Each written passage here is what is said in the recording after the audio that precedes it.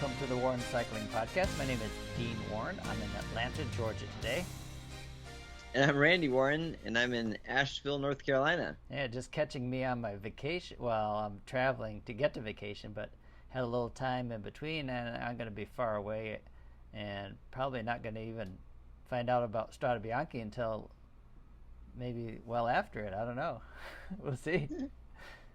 But it's not going to be... I won't find out about it right away either. I'll be riding right, a gravel bike for 8 hours, 9 hours that day. So gravel camp coming up. It's busy racing time, and unfortunately, though, Strade Bianche, which we're getting ahead of ourselves because we got lots of races to talk about that just happened. But Strade Bianche, so many. On the 4th, coming up this coming Saturday. We're at the end of February. It's February 27th, 2023, episode 319 of the Warren Cycling Podcast. But I just saw that Wout van Aert wasn't feeling well there at his training camp and not going to be fit to race Strade Bianche, so he's out. So that's really yeah. Well, Tadej Pogačar, he dropped it as well to be more prepared, or he thought it'd be better for him in his preparation for Paris-Nice, and so before it looked like we'd have Tadej Pogačar who was flying, Wout van Aert, who we won't really know because just starting out on the road, as well as Mathieu van der Poel, who'd been three huge names battling each other possibly, but now it's going to be Mathieu van der Poel without Van Aert and Tadej Pogačar, so that's a little unfortunate. But I wonder if if he missed a lot of training during not feeling good, because he missed some training. He missed some Monday. If you feel like you didn't feel good, you don't know. Saturday you might feel fine.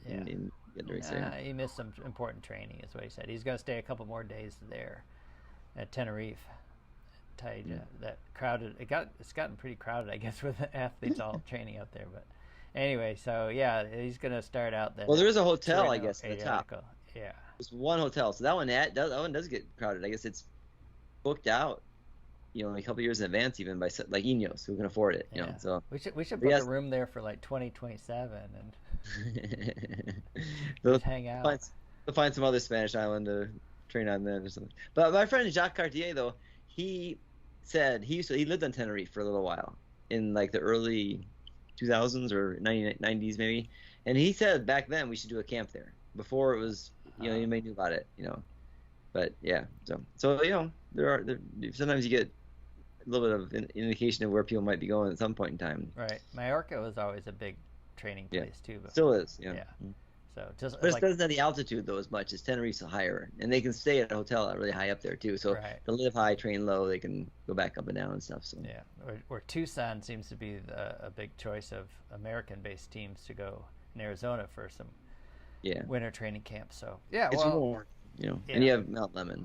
So this kind of a transition weekend for racing, because the Northern Classics started in Belgium with Omloop at Niewsblad on Saturday, Kuurne-Brussels-Kuurne on Sunday. Both men and women doing Omloop on Saturday, but the Omloop at Hageland was the women's race on Sunday. But at the same time, we were finishing up of the warm place racing. We started in Australia and we've been in Argentina, and actually there was racing. It's probably warm in Rwanda too, but United Arab Emirates, a World Tour race that Pogačar had won last 2 years and didn't go to, so as he's changed his program a little bit. But Adam Yates has done really well there in second UAE. The last 2 years and won the year before that. Yeah, but the UAE Emirates team really just put themselves in a big hole by missing the split on that first day with the wins. They did salvage a couple stage wins though, and a podium actually. I mean, Adam Yates was well set up by his team, including the last man pulling him was our own American Brandon McNulty. So he did a good turn, and they started out really poorly though. They missed the break the first day of the split, and then they also the next day in the team time trial didn't do very well. No, they lost 16 seconds. So they really put themselves in a tough spot. Adam Yates could have easily won the race, maybe.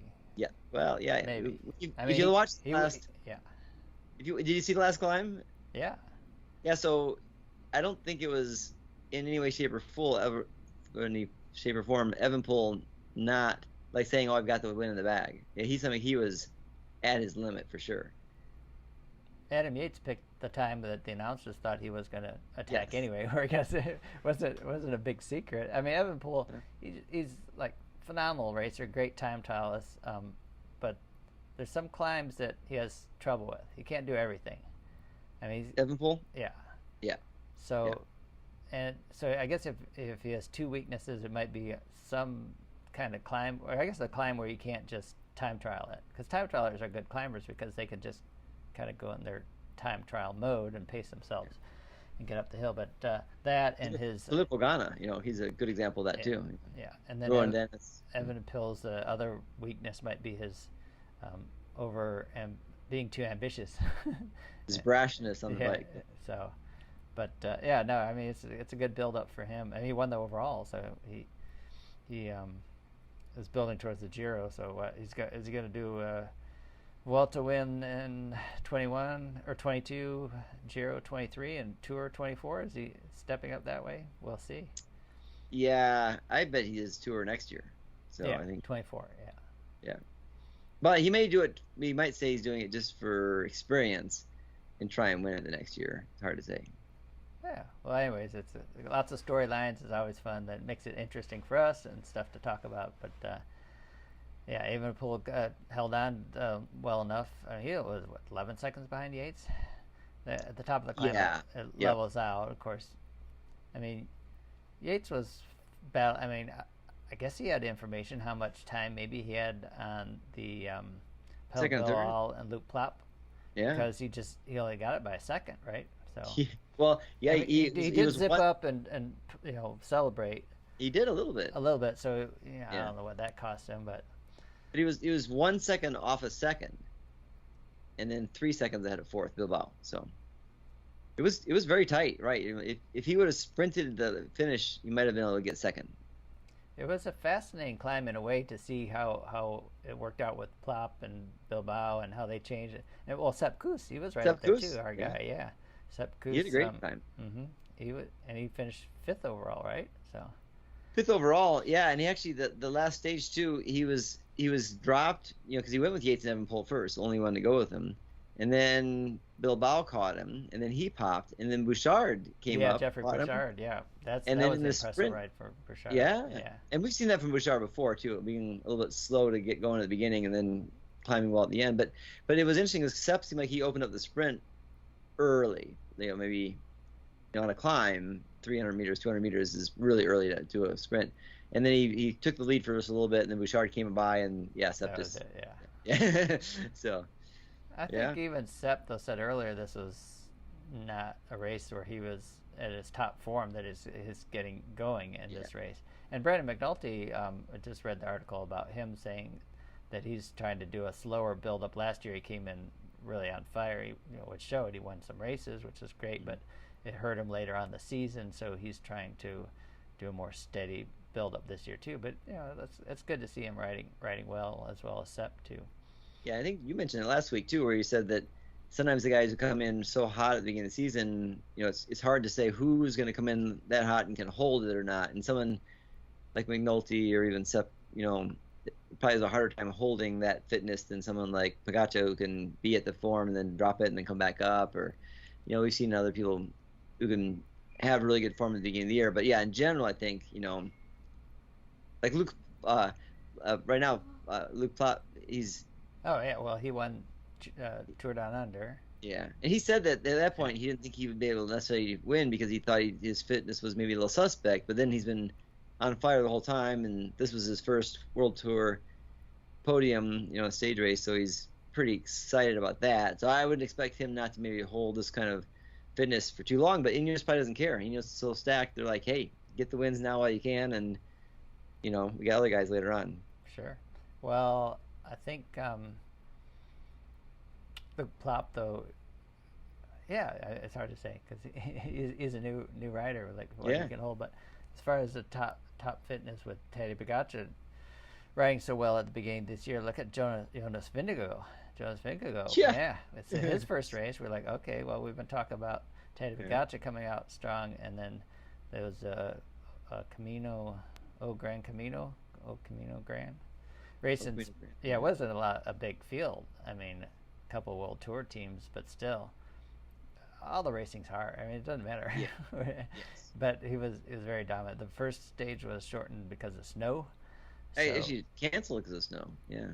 Oh, yeah, they didn't even race it. Didn't they? They didn't take results. Yeah, they didn't take results. They didn't take results, but they gave somebody a bonus. So somebody had a bonus, and they gave them the bonus, but they didn't give. Right, they were out riding, and then they stopped. Yes, they rode 2/3, 3/4 of the course. Yeah. Yeah, but then Vingegaard won the next 3 stages. So, yeah. Well, two climbing, with some climb. That he didn't like minutes away, but still. No, you rode away, but not. Yeah. I mean, and significant. Then, yeah, but then he time trialed. Okay, he was ahead of his teammate, but Rowan Dennis likes to time trial too, but he beat him by 35 seconds. And then third though was Will Barta, Movie Star's Will Barta, U.S. rider who's racing really well at the start of this year, and he secured a 5th overall too. So, right, 5th. Is he 5th? Fifth place overall. Yeah, and then Kuss was 5th overall. And then Barta was 5th overall, and then Sean Quinn was racing a one-day, or Quinn Simmons, I'm sorry. Quinn Simmons racing a one-day race and got 5th, so a good day of 5ths for the U.S. riders. Rowan Dennis too. I don't know if we mentioned him before, but he announced this is his final season in this the World Tour, and so he's gonna give it a full this year. But he's a little bit a temperamental kind of guy, so he's riding really well now. You're never sure what's gonna happen to him, but. As far as whether he can sustain. If he could find a team that might just let him do a couple. If he could do like the Amber Naben season, I think Rowan Dennis would do that. I was gonna say Ineos has a guy on their team that is a triathlete, and he's a good time trialer, and they just pull him in on occasion. I forget who that is, but there's a guy that is coming in and out there, and so he races mostly triathlons. But he comes in and just hammers the fronts of some of these races. He's got enough skill and talent to be in the World Tour too. That's the kind of guy I was thinking about. But you're right, Amber Naben is the better example for sure, because she does what she wants to do pretty much and can still compete on the world scale. Qualify for World Championships and Olympics. Those are the big goals. Yeah, last year when I helped support her at the U.S. Pro Championships, she said she just unpacked her time trial bike from the previous year at Worlds, right before that race, and she got second. Yeah, she's a phenom. So, well, UAE Tour, anything else to take away from that? I think we need to look at the sprinters because it was a huge race of top sprinters, and wow, we didn't really see the results that you might think you would see from all these top guys. I mean, Dylan Groenewegen got a win. But Tim Merlier, he's not even the top sprinter on their team, right? Well, Fabio Jakobsen's the top sprinter. It depends on the kind of sprint, I think. Merlier is the best sprinter from a long ways out, probably. He always goes such a long way out. And that's how he got his first win, although his second win wasn't quite as much of as typical for him. And Jakobsen's has had quite the beginning of the season, as Merlier's. But you're right, though. If you're going to bring one guy to the Tour de France, who are you going to bring? Yeah. Well, so you had all these other sprinters, though. Sam Bennett, Fernando Gaviria. I don't even put him he's a fast guy as one of the top. Mark Cavendish, of course, is a big name, but he's still working with his lead-out team. He did show that he's got some speed and he's in shape, so I don't think he's too worried. And he flatted one day, too, right? Yeah. Right, like.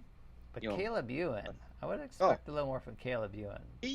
That was dead heat though in the first sprint. The first race. Okay, so he tied the first one. They just it was to the so hard to say who. Right, Miller. I mean, it was. The announcers were like, "This if anything's ever gonna be called a dead heat again, this is gonna have to be it," because you really couldn't tell a difference, but somehow they did, And so you think, Ewan takes it so well. I mean, he's had so many hard lucks. Defeats and stuff like that too, and so many close finishes. There's times he's been, crashed out of a finish or whatever. But he's just like, shows up in good form. More wins to come. But then not at this race, was it? Who took the other win though on the other sprint? Was it Sam Welford? No. Well, Milano of course got the for UAE. That was. Okay, Milan. Sam Welsford was third in that one. Okay. No. Yeah, but Milano, that was where that at that point UAE was like, whew. Thank goodness. Yeah, because it's their home race. They got to get something out of it. And that was kind of surprising too. That was a tight sprint, and he just kind of snuck up on the inside and and did a great last 200, last really 75 meters, 50 meters of that sprint to be able to get the win on that one. So other big sprinters, you had, Case Bull is now the lead out for Mark Cavendish. Olaf Kooi for Jumbo-Visma. Yeah, he was second in that sprint. He's a big sprinter there. Viviani, I guess he's not really as big of a sprinter as he used to be. So. Demar was there actually too. Demar, right? Yeah, was he? Yeah, exactly. Yeah, he was 12th on the last day. Yeah, I'm looking at the last sprint stage, not the last day, but the last sprint stage with Tim Merlier ahead of Sam Bennett, Dylan Groenewegen, who did get a win. Olaf Kooi, Arvid de Klein. Wasn't Arvid de Klein the one that he was racing for Human Power Health? I gotta look at it before. Yeah, he had a year 22. Yeah, he rode for Human Powered Health in 2022 rally cycling before that.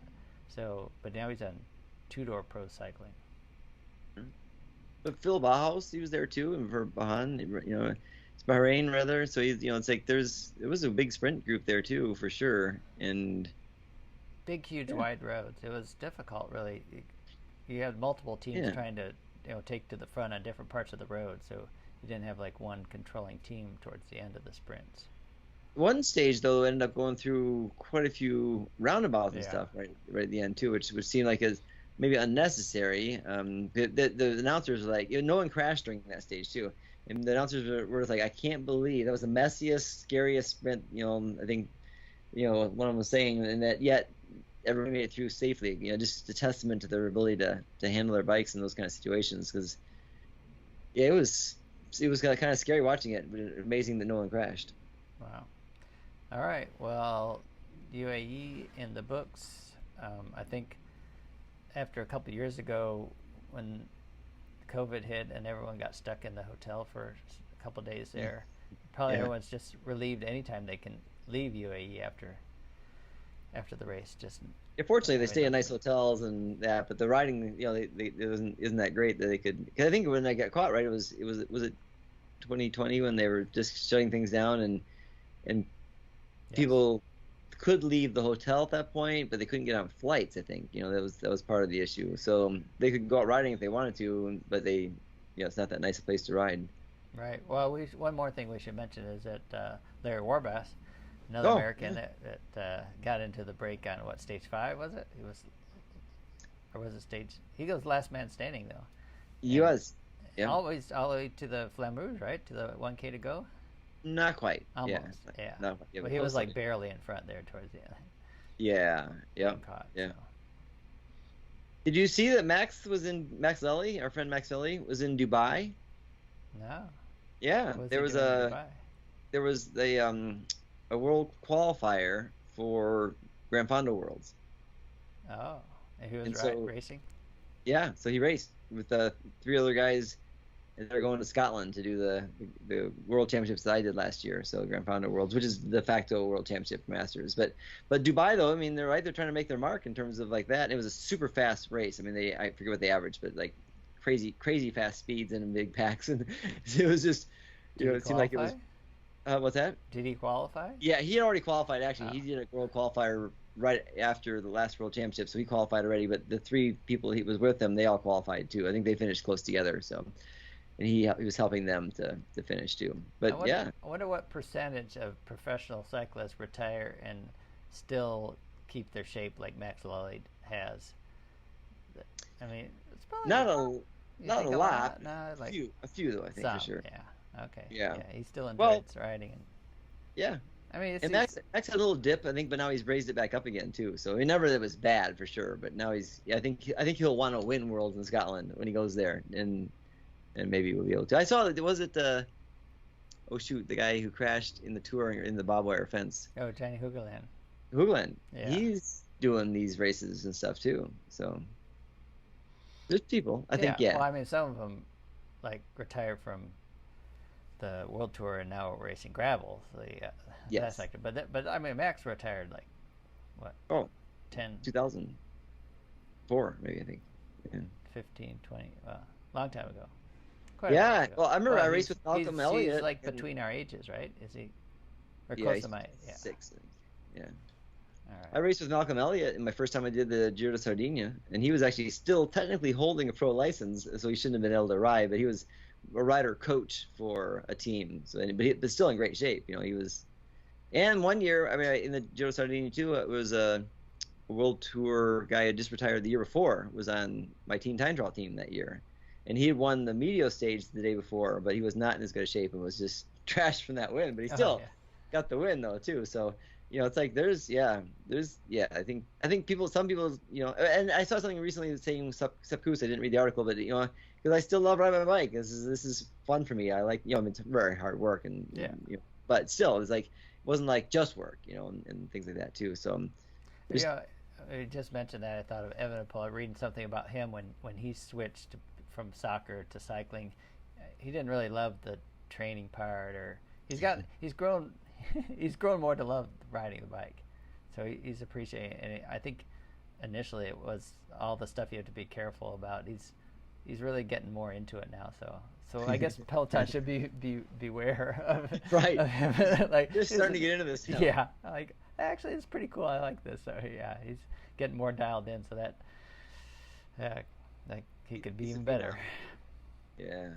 I mean, I remember when it was Norwegian World Championships when he won the junior race, and the U.S. had some guys in the junior race. They thought, oh, maybe they'd be able to do well, and about like Quinn Simmons and Magnus Sheffield and people like that probably riding the junior race at that point.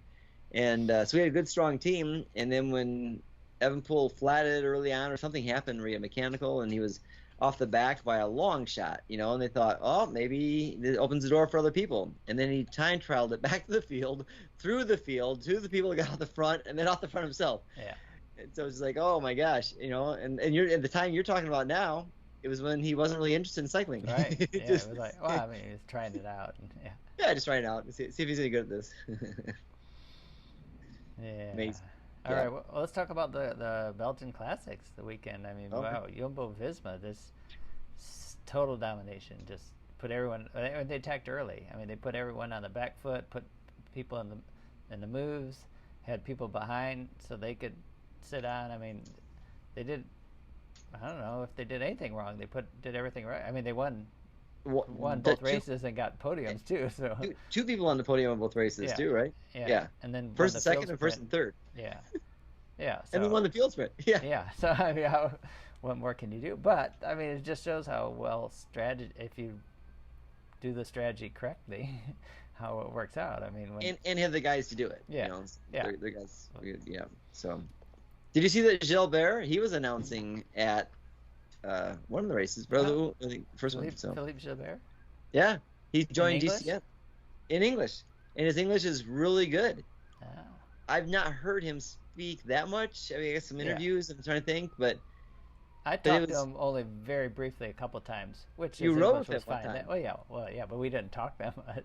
He talked to me a little bit, but I have one of his jerseys too. Yeah. So. All right. Well, that's good.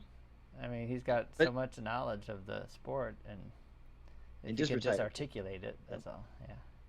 Yeah. Well, because like when you listen to must be tired of I'm told the name today, but the Spanish rider who won multiple Grand Tours and is a GCN announcer as well too, and is a team in Italian right now. Alberto Contador. Contador. He does announcing. Oh, yeah, because when you first said Spanish, I thought of Juan Antonio Flecha. Oh, yeah. Who his English is perfect. His English is perfect. Yeah, his English is great. Yeah. But Alberto Contador, did he have? I don't know. His English is. He's got more of an accent. Yeah, it's pretty heavy. Yeah, and his word knowledge choice is not quite as good too. Yeah. So sometimes you get like that, and he's super knowledgeable, obviously, and you want to hear what he has to say. Yeah. And he'll rattle it off in Spanish real quick, and then you want to hear what would that mean. And sometimes they'll translate, and then sometimes he'll just say it in English. And his English, I can always tell, is never as expansive as what he said in Spanish. And I'm like, Juan Antonio Flecha, he was always not only spoke such great English, but with such enthusiasm. Yes, you could just feel his excitement and his passion for the sport. Right. Yeah. That's great. I wonder what the whole story is with that, because it's GCN it's I think Channel 4, right? In or Eurosport, I think Channel 4 is the English station. But there's a lot of collaboration and people that share duties, I think, between them. But GCN like 3 years ago, right? Didn't even exist 4 years ago. How long have they been around? Not that long. No, but it's pretty much the go-to. I've got subscriptions still with Flow Bikes because that's the only way I could watch the U.S. National Championships, even though their video coverage was poor, especially the first year where you couldn't even see the finish of the criterion. Oh, but I'm gonna definitely cancel it because I've got too many subscriptions now anyway. But GCN covers enough, and now if you can wait a little bit, you can get a lot of highlights at least on YouTube too. Yeah. That Logic Cycling, I think, is one of them that does replay. So yeah. But I think I had to watch. Remember back in the dark days, we used to have to watch these sketchy internet connections that we would get on steep hills. Steep hill, you get a link, and then you'd have to figure out how to actually watch it because there was other hoops to all jump the spam links. Yeah. Yeah. No, they were like, and I could for example, so I was gonna watch Omloop. This I was watching the replay. I wanted to watch the replay, and of Omloop Ben. Hegland, is that one right? Hegland for the women's? No, Omloop, the Niewsblad. Sorry. Niewsblad, I just want to watch the men's race for that one, and it wasn't on the British coverage. So I had to go to Belgium or Netherlands or Norway. I forget where I went to. Some other. I just VPN'd it someplace else and can watch it. So it just we're so fortunate. I take it for granted almost to watch whatever we go. Both those races, you got to watch a little bit longer out. Yes. Because I didn't watch the other one. I didn't watch a lot going on. Now, Kuurne-Brussels-Kuurne. I mean, that used to always come down to a sprint. Yeah, right. A lot of times, but not as much recently. It doesn't seem. But like I said, Jumbo-Visma were putting teams on the back foot fairly far out, like 100 kilometers. I mean, just because they have the strength, they can put people out up front, make the other teams chase, and Peter Sagan, though, he was in one of the moves, and then they went up this climb, and he dropped back. He couldn't hang on, yeah. So he ended up finishing. I saw Patrick Lefevre say that Jumbo is basically now what they used to be, because they used to have so many guys. But they didn't have anybody like a Wout van Aert who had, Matteo and, Boonen, maybe, yeah. But... They're doing all this without Wout van Aert too, which is pretty impressive as well. But sometimes I think everybody just was going to watch Van Aert more than they're going to watch the Teish Benouts and the Van Hooijdonks and Dylan van Baarle, though he's 30. He's not even that young. I said he started with Cannondale, so that was with the Cannondale. Did he go with? Was he with Garmin? Cannondale when they were together? I think 1 year he was. Yeah, I think so too. But after winning Roubaix last year, and then Umlaut had Niewsblad, he won solo. He bridged up to the last remaining rider of the breakaway, and he said he didn't know he was from the original breakaway. He was a little frustrated with him not cooperating much. And if he had known he was from the original breakaway, then he wouldn't have been so happy. And he finished third. The last guy from the breakaway too. He ended up sprinting because the chase group got caught right at the finish. Yeah, he got second. No, second. It was Delis. So Arnaud Delis. He wasn't in the break. He's just showing how strong he is. But he was he was in the not the break. Oh, right. He was in the chase group. He was in the break. You're right. There was a Frenchman from Brittany area. But Delis was in it was in the chase group. They got caught within the last 100 meters. Samsic rider. Anyway, and then Delis was able to still sprint and hold off Laporte, I guess, and Christophe and Pidcock and everybody else too. Yeah, no, he's the young uppercomer that's going to be winning a lot of these races. He's just got so much power in him. Well, they say he did so much work and then he was doing a ton of work in the chase group too, and then you get caught. He's gonna get it all figured out, and he's gonna win a lot of these races. He's 20 years old. Yeah, been a pro since he's on the Lotto Soudal U23 club team, and then Lotto Soudal World Tour, so the development team, and then Well, He's got a lot of wins in lower and smaller races too already. So yeah, Kuurne-Brussels-Kuurne, you got 5 from in the breakaway with Tim Wellens looking great, but not able to get away from the rest of the breakaway. And he tried a little bit. Van Hooijdonk, he rode so well last year.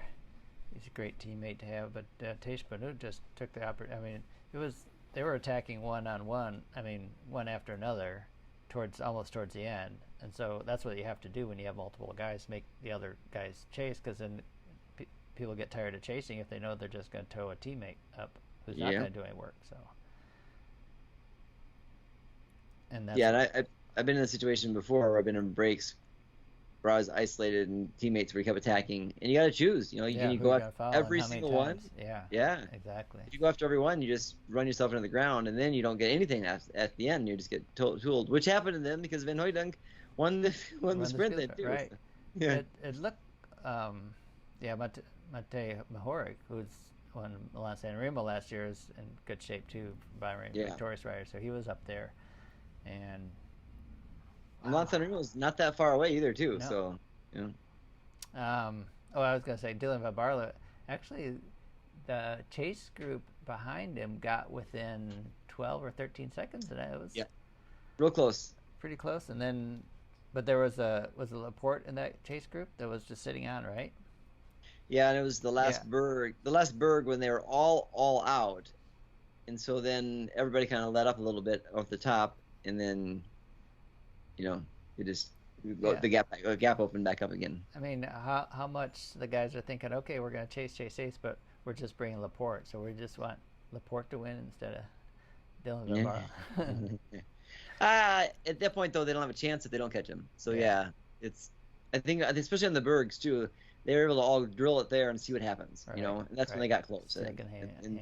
Yeah, but then once you get over the berg, that's when exactly they start thinking like you were saying. Then all of a sudden it's like, ooh, we didn't drop him. We didn't separate out. Now what's going to happen if we just, pull people around? That's no good. So Arnaud Delis was 7th and 2nd in this field sprint in Kuurne-Brussels-Kuurne. So right, 2 yeah, days in a row. I know, right? He's an animal. Yeah, for sure. maybe even Flanders and Roubaix he'll be doing something too. So, well, of course you got Les Salmon coming up this week, and then you got Dores Flanders and some other races too. Yeah, he's definitely going to be up there. Yeah, I heard Sepp Marca's name mentioned quite a bit too. He didn't have any great results. No, he's 16th on Sunday. But he's riding well. Yeah. So he's 34. He rode for EF for quite a while, so he kind of have we always hoped he would have done a little better for EF. He's always been the guy that's on the edge of winning. He did win. Omloop then Niewsblad in 2012, a long time ago. He won the Maryland Cycling Classic last year. Yeah. But he's always the guy that you think should be maybe a little better. He's second in Gent-Wevelgem twice, and second in Paris-Roubaix, and just never quite. Three times third in Ronde, or twice third in Ronde van Vlaanderen and the Tour of Flanders. Yeah. Lots of good podiums. So it's but anyway, I just I heard his name a number of times in these moves towards the end and stuff too, as being somebody who's been riding well, and so we're thinking, you never know, maybe he's like a Heinrich. Hausler. Yeah, he's kind of like him, who was, as he got up, he was still riding well, but Heinrich Hausler, who showed a lot of promise but never got that big. Or he got some good wins, but not as much as maybe. Stormed into the early part of his career and then never quite replicated that kind of stuff. So all right. Well, on the women's side, SD Worx dominated both days there.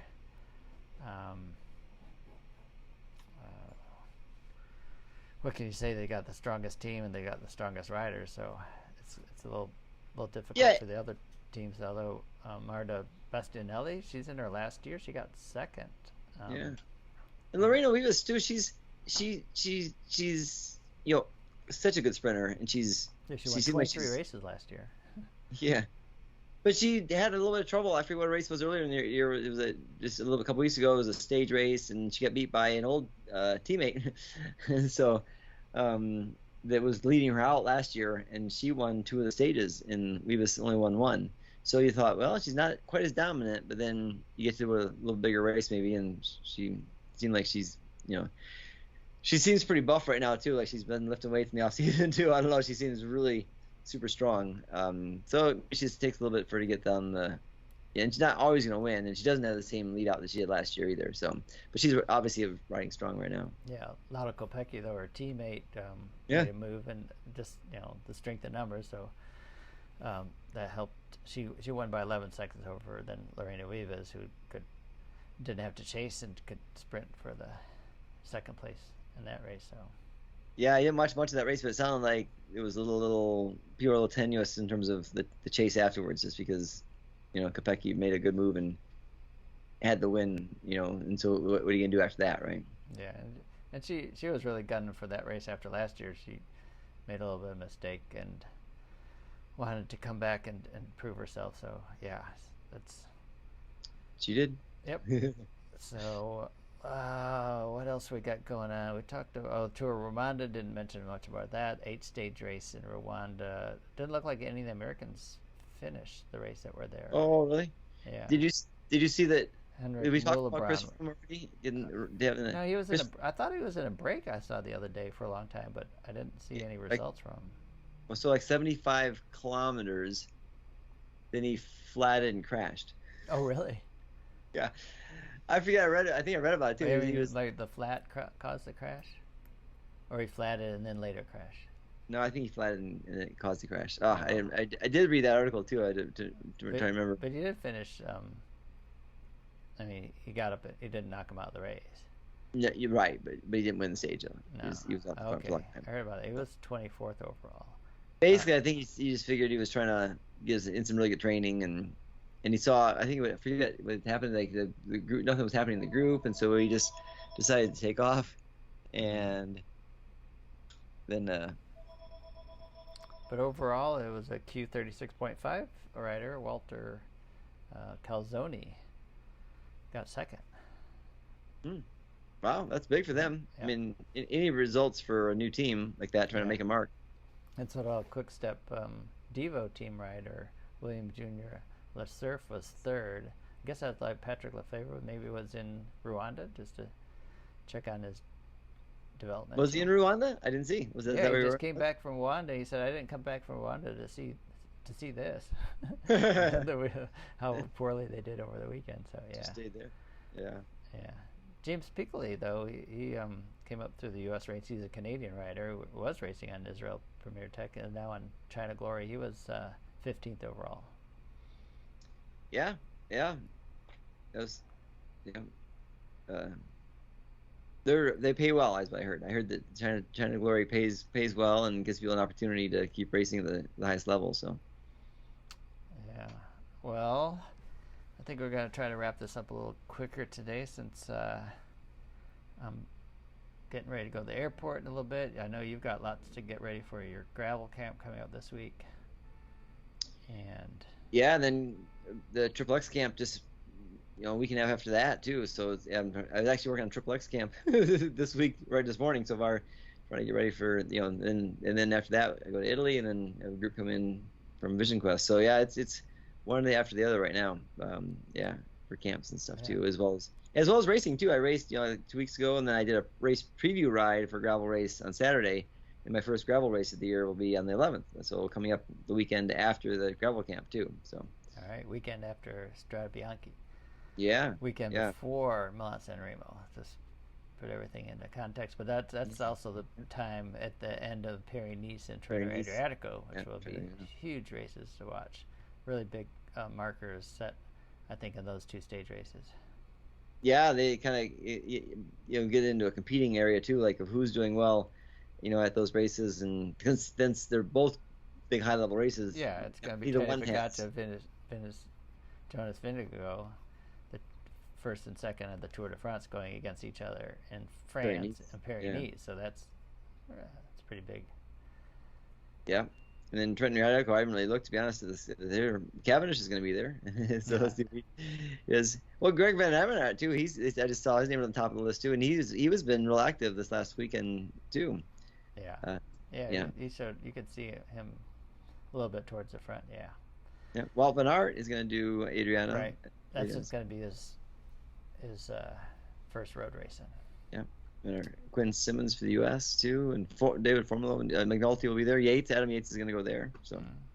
All right. Yeah, there's always good people at both. Sure. Pigcock will be there. Yeah.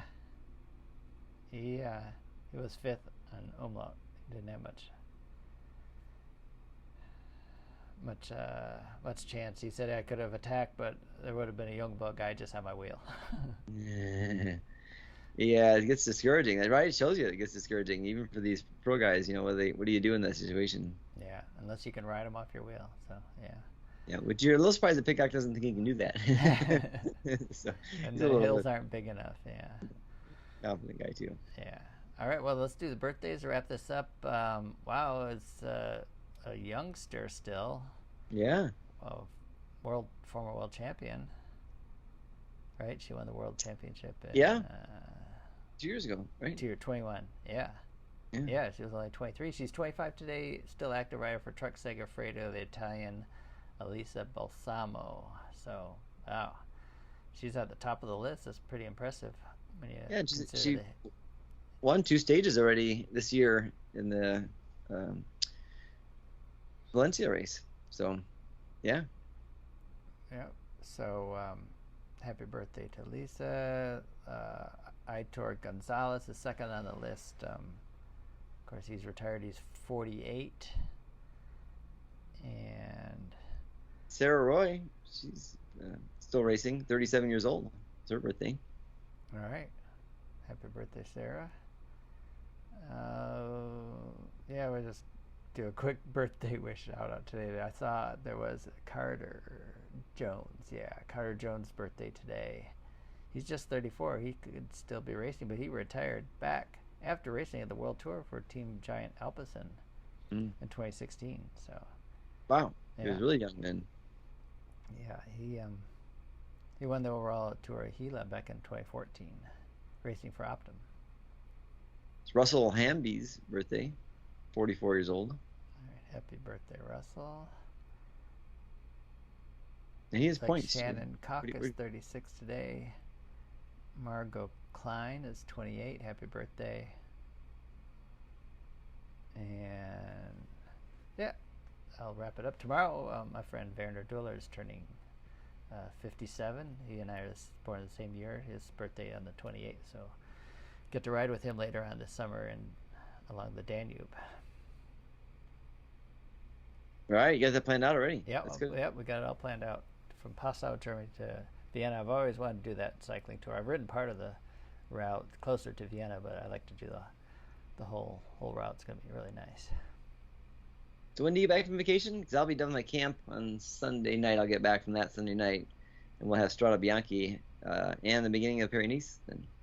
Yeah, I'm not going to come back till around the 8th, I think. Oh, okay. So, yep. So then right. Trenton Adriatico will already be gone, or happening already at that point too. So. Yeah. All right. Well, we'll get together and talk about all what's going on in the cycling and catch up with you in your events too. And yeah, I hope everything goes well for you. Talk to you soon.